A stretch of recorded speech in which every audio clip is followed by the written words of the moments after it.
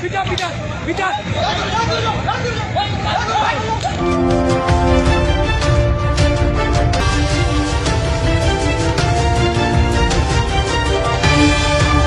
কোম্পানীগঞ্জের উত্তর রনিখাইয়ে শ্রমিকদের কাছ থেকে চাঁদা তোলার অভিযোগে সেনাবাহিনী অভিযান চালিয়েছে। ঘটনাস্থল থেকে বেশ কয়েকজন চাঁদাবাজকে আটক করা হয়েছে এবং তাদের উত্তম মাধ্যম শারীরিক শাস্তি দেওয়া হয়েছে বলে জানা গেছে। এই ঘটনার পর পুরো এলাকায় এক ধরনের শান্তি নেমে এসেছে।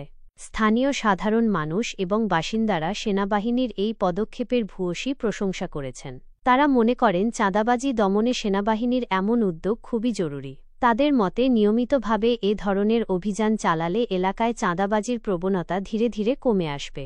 সাধারণত চাঁদাবাজি একটি গুরুতর অপরাধ এবং এটি স্থানীয় অর্থনীতি ও জনজীবনে নেতিবাচক প্রভাব ফেলে।